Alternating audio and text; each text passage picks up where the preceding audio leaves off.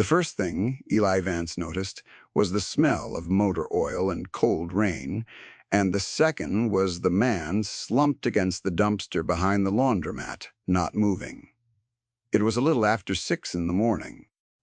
The boy had walked this alley every day for 2 years, a shortcut from the trailer court to the bus stop, and he had learned to keep his eyes down and his steps quick.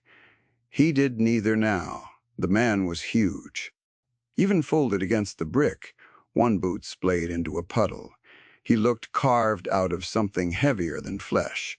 A leather vest hung off shoulders the width of a doorframe.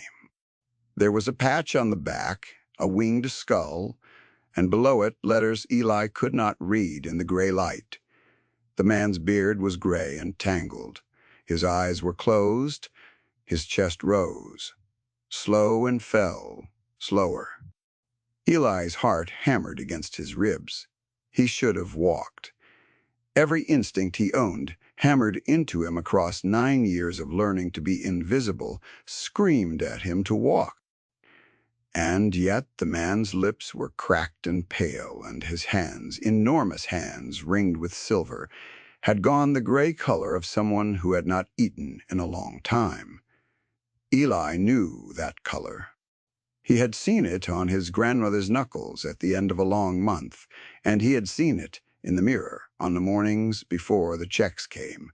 The rain had stopped sometime in the night, but the alley still held it, in the black sheen on the asphalt and the slow drip off, the laundromat's rusted gutter and the cold that came up through the soles of his sneakers. A pigeon worked at something in the gravel by the man's boot and did not fly when Eli took a step closer. The man did not stir. Up close, the boy could see the patch on the chest of the vest, a single iron nail stitched in dull thread, and the way the leather had gone soft and creased as old skin from years of weather. He could see, too, that the man was shivering, a deep, slow tremor that had nothing to do with cold, the kind of shiver a body makes when it has run all the way out of fuel. Eli looked at the brown paper bag in his hand. He looked at the man. For a moment that felt much longer than it was. The boy stood balanced between the two halves of everything he had been taught, which were that you do not talk to strange men, and that you do not leave a hungry person hungry if you have food, because his grandmother had taught him both, and never explained what you were supposed to do when they pointed in opposite directions. He did not say anything. He set his lunch bag down on the wet asphalt, a foot from the man's boot, careful the way you set something down near a dog you are not sure of. Then he ran. That was the whole of it. A scared kid, a paper sack, a man who never opened his eyes. By every reasonable measure, it should have ended there.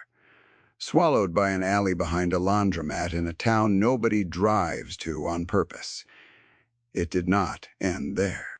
Within a week, it would put $11,000 and 40 motorcycles in front of a man who thought he owned this town. Within a month, it would be on the front page. That morning, Eli Vance only knew he was going to be late for the bus, and that his hands would not stop shaking. The town was called Hollis Fork, a smear of gas stations and shuttered storefronts off a 2-lane highway in the dry middle of the state. The kind of place where the water tower still said the high school mascot and the high school had closed. Eli lived with his grandmother, Marlene, in a single wide at the back of the Cottonwood trailer court, and had since the night his mother left and did not come back. Marlene was 71. She had emphysema, and a tank of oxygen she dragged on a little cart.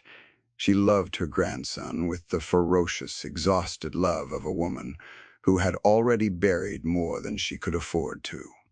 They did not have much. Marlene's checks covered the lot rent and the electric, and, if she was careful, a little food. Eli had learned to be careful, too. He was small, for 9, narrow through the shoulders, with his mother's dark hair and a habit of going still and quiet when adults raised their voices, the way a rabbit freezes in open grass. The kids at school called him Mouse. He had stopped minding. A mouse can move through a room and no one notices. And not being noticed had kept him safe more than once.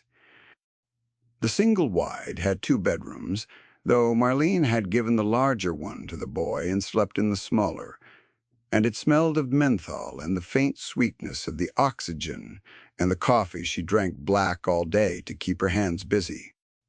There was a clock on the wall shaped like a rooster that had not kept time in years, and a row of African violets on the windowsill that she watered with the cooled water from the kettle, and a photograph of Eli's mother, at 16, before any of it, smiling at something off the edge of the frame.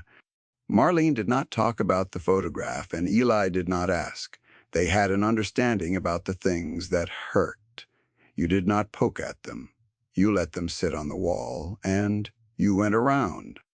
The lunch he had left in the alley was the lunch Marlene had made him at 5 that morning. 2 slices of bread around a smear of peanut butter, and the last of the grape jelly, wrapped in the bag from yesterday, because they reused the bags. It was his only food until dinner. He spent the school day with his stomach folding in on itself, and when the lunch bell rang, he went to the library instead of the cafeteria and told the librarian he had a book to finish, because the library was the one room where a boy with no tray drew no questions. He did not tell his grandmother he had given the sandwich away. He was not sure how to explain it, even to himself. He told himself the man was probably gone by now anyway. Men like that did not stay. He told himself he would never see him again. He was wrong about both. The man's name was Roy Calder, though almost nobody called him that anymore. For 30 years, the men who rode with him had called him Deacon on account of the way he could quiet a loud room just by standing up, and the way he held the rules of their world like scripture. He was the president of the Iron Saints, a motorcycle club whose territory ran 200 miles of highway, and whose colors, the winged skull over a single iron nail, were known in every roadhouse from the river to the state line. He had been riding back from a funeral, alone, 3 days sober from a flu that had hollowed him out, when his bike's fuel pump died on the edge of Hollis Fork, and his body, finally, did the same. He woke in that alley to gray light and the worst weakness he had felt in 20 years, and he found a paper bag sitting in the puddle by his boot. Inside it, a sandwich. Crushed a little. The jelly had soaked through one corner of the bread. There was no note. There was no one in the alley at all, just the wet brick and the hum of the laundromat machines through the wall, and far off, the diesel cough of a school bus pulling away from a stop. Deacon Calder had been handed many things in his life, beatings and bottles and the colors off the backs of men who had died beside him. He had not, in longer than he could remember, been handed a meal by someone who wanted nothing back. He sat there a long while with the bag in his ruined hands. Then he ate the sandwich, every crumb of it, and something in his chest that had been clenched for years eased by a fraction. He found out who had left it the way men like him found out anything, slowly and completely. He got his bike running by noon. He could have ridden out. Instead, he rode 3 blocks to the only diner still open in Hollis Fork, a chrome and vinyl box called The Spoke. And he sat at the counter and he asked the woman pouring his coffee a quiet question. Who walks the alley behind the laundromat at 6 in the morning? The woman, whose name was Donna, and who had run The Spoke for 31 years and was afraid of very little, set the pot back on its burner and looked at the winged skull on his vest and considered lying. She had seen plenty of men in cuts come through over the years, off the highway, and she had learned to read them the way she read the weather, by the set of the shoulders and the thing behind the eyes. This one was not what the patch advertised. He was gray and gaunt, and there was something in his face that did not match the size of his hands. A quiet, that she did not associate with men who wore winged skulls. She poured herself a half-cup she did not want, to buy a second, and then she made up her mind. A boy, she said.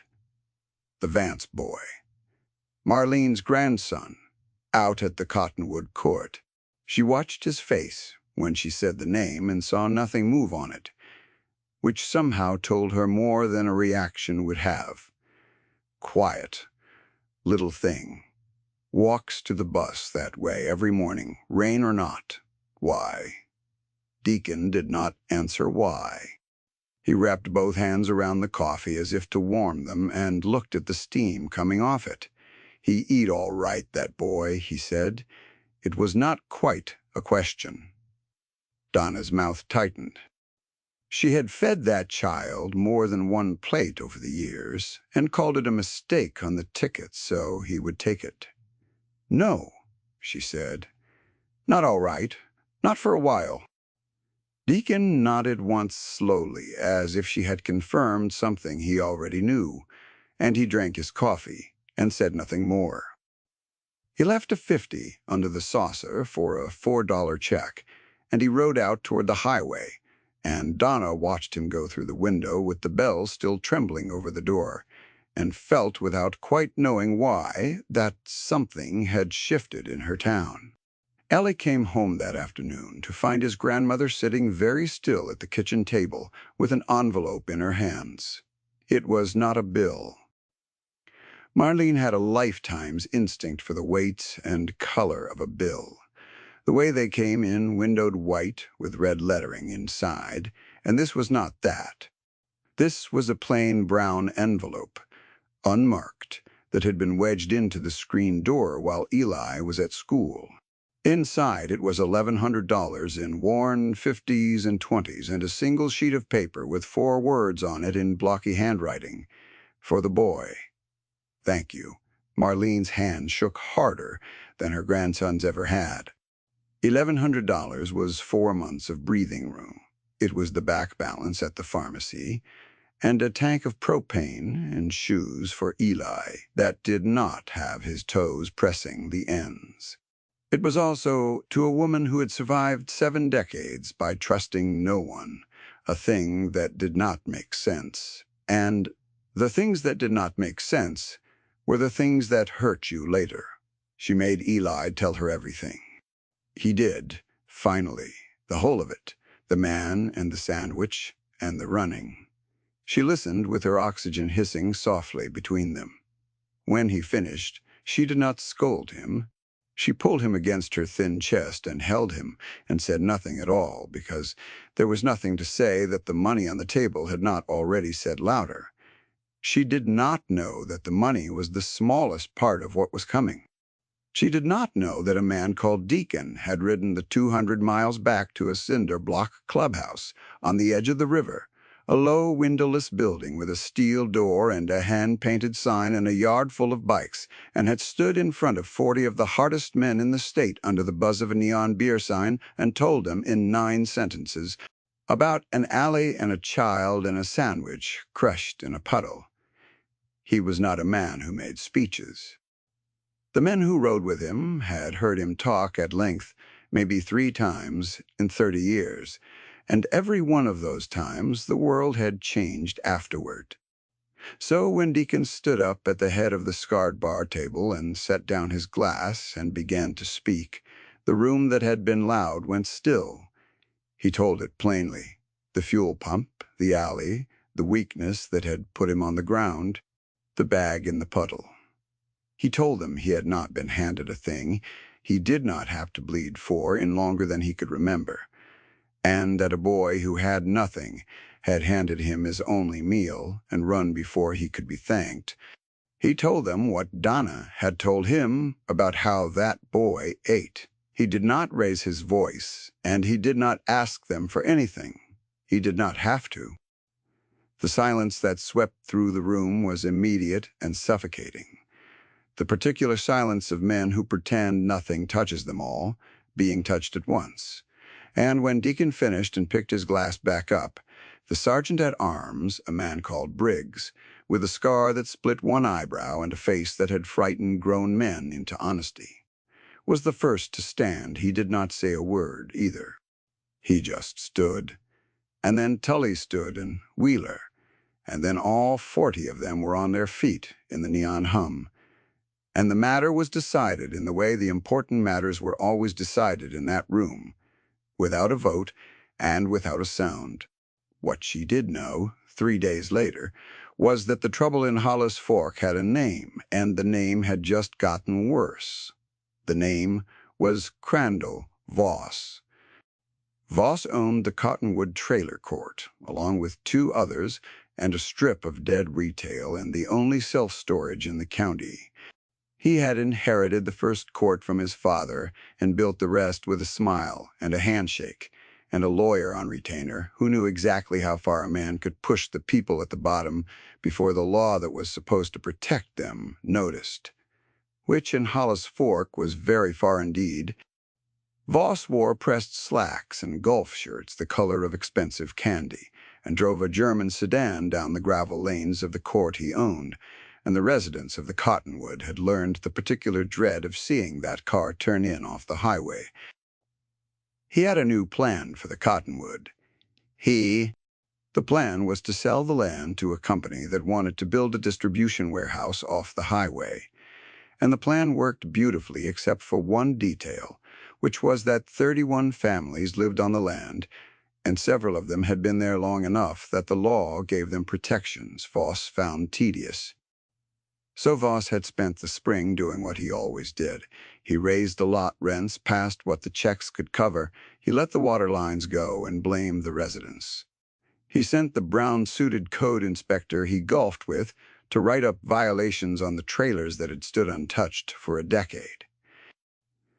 He was emptying the court the way you empty a pond, one bucket at a time, and Marlene Vance and her grandson were near the bottom of it. The eviction notice was taped to their door the same week the brown envelope had been wedged in it. Voss had decided the old woman with the oxygen tank and the quiet grandson were exactly the kind of tenants who would not fight. 60 days! Lot rent raised retroactively a fiction his lawyer had drafted, a number Marlene could not pay if she sold everything she owned, twice over. Eli found her crying at the table for the second time that week, and this time there was no envelope in her hands, only the notice, and crying was a thing he had almost never seen her do. She cried without sound, which was worse, her thin shoulders shaking and the oxygen line trembling at her nose. And when she saw the boy in the doorway, she tried to fold the paper away and could not make her hands obey. Eli read it over her shoulder. He could not understand the lawyer, words the retroactive, this and the pursuant to that. But he understood the number at the bottom, and he understood the date, and he understood the look on his grandmother's face, which was the look of a woman doing the arithmetic of where a 71-year-old with an oxygen tank goes in 60 days. "It's all right," she said, which was the thing she always said, and the thing they both knew was not true. "We'll figure it. We always do." She wiped her face with the heel of her hand and turned the rooster clock to face the wall, the way she did when a day had gotten away from her, and she made the boy a plate of buttered noodles and watched him eat it and did not eat herself. He did not know what to do. He was 9. He knew an alley, though, and he knew that a man with gray in his beard had eaten a sandwich there and left 4 words and $1,100. And in the logic of a frightened child, that man had become the one strong thing in a world made of soft and breakable adults. The next morning, Eli did not walk straight to the bus. He stood at the mouth of the alley behind the laundromat in the gray light, the eviction notice folded small in his jacket pocket, and he waited for a man he had no real reason to think would ever come back. He waited 4 mornings. He stood in the cold with his breath fogging and watched the laundromat lights come on and the diesel buses come and go without him, and he made up reasons at school for why he was late. And he told his grandmother nothing. On the fifth morning, the alley was the same gray and the same cold, and he had nearly given it up, had nearly let himself believe that the strong man was a thing he had dreamed, when he heard the engines. He heard them before he saw anything, a low, rolling thunder that came up the highway and did not fade the way trucks faded, but grew and grew, until the windows of the laundromat buzzed in their frames. Then they came around the bend at the edge of town, and Eli Vance stood, frozen, at the mouth of his alley, and watched 40 motorcycles pour into Hollis Fork in a long, disciplined column, chrome catching the early sun, the riders in black leather with the winged skull on their backs, two abreast and perfect, like something out of a dream he was not sure was good or bad.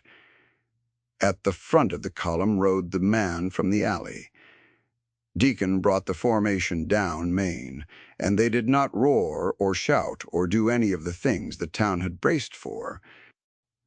They rode slow. They rode like a verdict.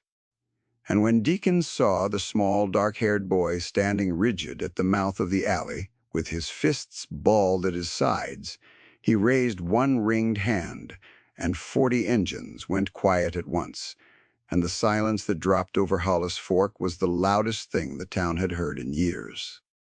Deacon walked his bike to the curb and put down the kickstand and got off, and he was even bigger standing than he had been slumped against that dumpster, and Eli's knees went to water.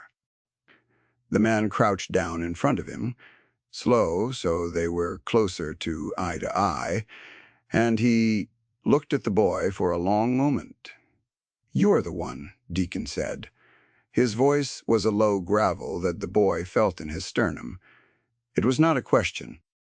Eli could not make his own voice work. He pulled the folded eviction notice out of his pocket with a shaking hand and held it up, because it was the only thing he had, and because in his 9-year-old heart it was the only language he had left for help me. Deacon took the paper in 2 fingers. He read it. The boy watched the man's face change, watched something cold and old move through it like a current under ice, and for one terrible second, Eli thought he had done a wrong thing, had angered the one strong man in his world.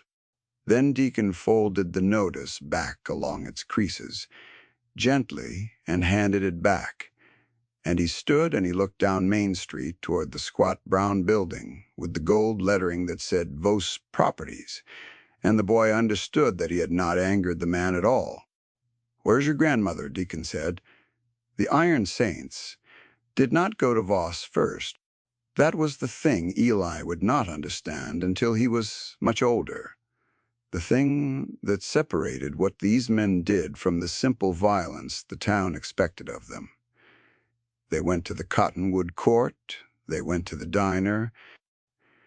They spent 3 days in Hollis Fork doing nothing that looked like a threat at all, and everything that was won.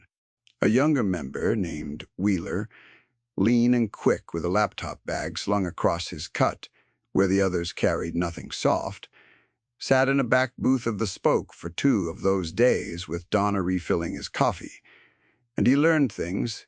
He had a way of working that the older men teased him for and relied on completely, a patience for paper that most of them did not have, and he spread his patience across the county records office and the property filings and the things people put in public without understanding that public meant anyone. He learned that the retroactive rent increase Voss had used to evict Marlene Vance had been applied to exactly the 11 tenants whose trailers sat on the parcel the warehouse company wanted, and to no one else, which the law had something to say about. He learned that the code inspector who wrote up the violations on those 11 trailers and no others had a brother-in-law on the warehouse company's payroll, a thing that took him one afternoon, and a marriage license to find. He learned, because public records are public and most powerful men forget this, that Voss had taken a $400,000 deposit from the warehouse company against a sale he had not yet legally closed, a sale that could not close until the land was empty, which was why the 60-day notices had all gone out the same week. And he learned one thing more, the thing that turned a lever into a guillotine, which was that Voss had already borrowed against that deposit to cover a debt of his own, so that the money was not sitting in an account waiting to be given back. It was spent.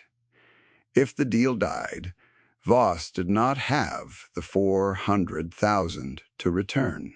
Wheeler wrote it all down, every line of it, in a flat black notebook, and he made 3 copies of everything, and he gave one set to Donna to keep behind the counter at the Spoke, because a thing that exists in 3 places cannot be made to disappear by one frightened man. None of it was a gun, all of it was a lever. While Wheeler worked the records, the rest of the club did something quieter and stranger. They fixed the trailer court. They came in the mornings in 2s and 3s, these enormous tattooed men, and they ran new water line to the trailers Voss had let go dry, trenching the gravel by hand and laying pipe while the residents watched from their steps, and they patched roofs that had wept rain into bedrooms for 2 winters. And a man the size of a refrigerator named Tully spent an entire afternoon under Marlene Vance's single wide, replacing the rotted skirting that the code inspector had cited her for, swearing softly and steadily at the wasps and the damp, while Marlene sat in a lawn chair in the thin sun with her oxygen cart and watched and did not know whether to weep or laugh. She brought him out a glass of the sweet tea she made from the cheap bags and 3 packets of saccharin, because it was all she had to give, and Tully drank the whole glass down and told her it was the best tea in the county, and meant it, or near enough that it did not matter. The 31 families of the Cottonwood who had spent the spring shrinking from the sight of a German sedan came out onto their steps and watched the winged skulls move through their court-like weather. And slowly, day by day, they stopped being afraid. A widow, 2 lots down, started leaving a pot of coffee on her step in the mornings. A man who had not spoken to his neighbors in a year came out to help dig the trench. The court that Voss had spent the spring hollowing out filled back up with something he could not put a number on and could not buy. Eli followed Deacon everywhere those 3 days, a small, silent shadow at the big man's heel, and Deacon let him. He did not make a fuss of the boy. He simply did not send him away. To a child who had spent his whole life being sent away, that was its own enormous thing. Once, handing the boy a soda from the diner cooler, Deacon said the only soft thing the club would say to him directly. "You did a thing most grown men wouldn't," he said. "Left your own food for a stranger. Remember you did that."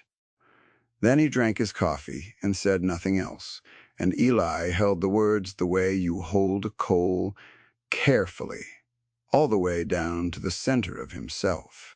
On the 4th day, Crandall Voss came to the Cottonwood court in his German sedan, because someone had finally told him what was happening on his land, and he had decided, in the airless confidence of a man who had never once been told no, to put a stop to it.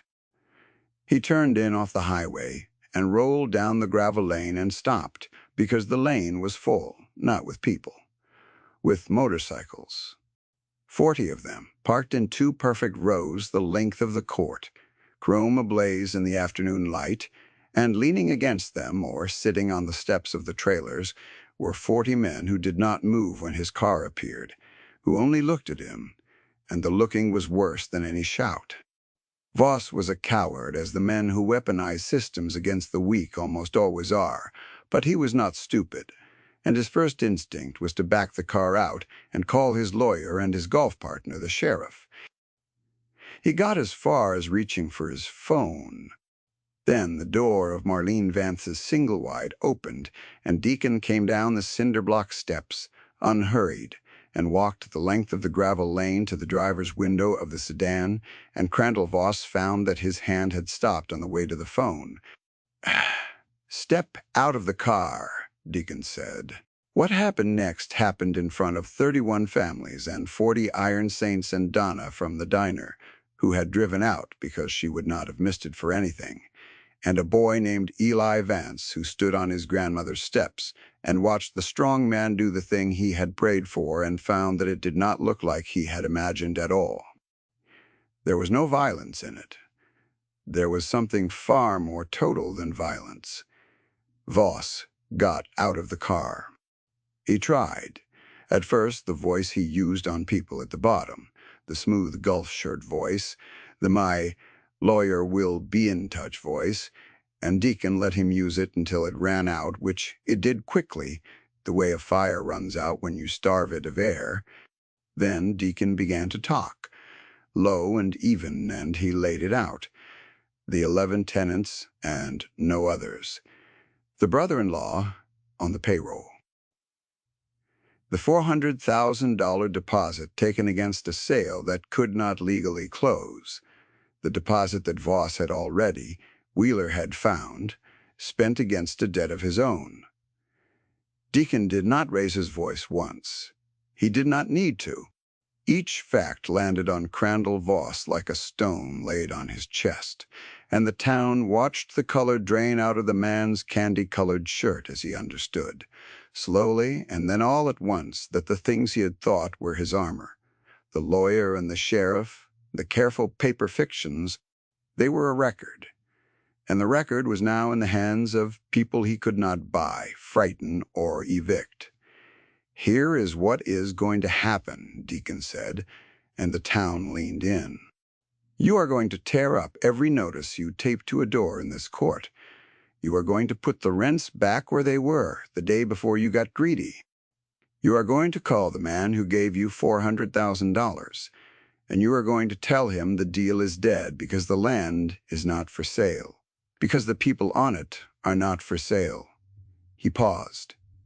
"And then you are going to drive out of here, and you are going to leave these people alone, because the next time anyone in a brown suit comes onto this land to bother an old woman or her grandson, every paper Wheeler found goes to the state, and the newspaper, and the company you took that money from. You understand me?" It was not a question either. Crandall Voss understood him. He understood him with a completeness that buckled his knees, and for one moment, watching the man grope for the door of his own car, Eli felt something he had not expected to feel, which was not triumph. It was almost pity. The strong man, the man who had made his grandmother cry twice in 1 week, was just a soft and frightened thing after all, and the boy understood dimly that this was the lesson the day was actually teaching, that the cruel are cruel because they have never once been made small, and that being made small was the only thing that had ever stood a chance of stopping them. Deacon could have done more. The town expected him to. Every man in that court would have followed him anywhere. He did not do more. He stepped back from the car and let Crandall Voss back his sedan down the gravel lane with shaking hands, and the 40 men did not so much as shift their weight, and the only sound in the Cottonwood court was the German engine fading toward the highway, and somewhere a dog barking and the soft hiss of an old woman's oxygen tank. That was the mercy in it. That was the thing the headlines, when they came, never quite captured. They got the rest. A reporter from the county paper, tipped off by Donna, came out the next morning and found a story that wrote itself. And within a week, the wire services had it, and the photograph that ran in 100 papers was the one of the 40 motorcycles in their perfect rows down the gravel lane of a dying trailer court, chrome in the sun. And standing in front of them, a gray-bearded man with his hand on the shoulder of a small, dark-haired boy. The headline was about the sandwich. They always lead with the sandwich. The story underneath it, though, was about a man named Voss, whose deal collapsed, whose deposit came due, whose name in Hollis Fork became a thing, said the way you say the name of a flood that finally went down. Crandall Voss did not go to prison. Men like Voss rarely do. He sold nothing, though, and the warehouse went somewhere else, and the $400,000 he had to give back broke him in the slow public way, that is, in some country deeper than law, a kind of justice. He left the county within the year. The cottonwood court he had tried to empty stayed full. The rents went back. The water ran clean.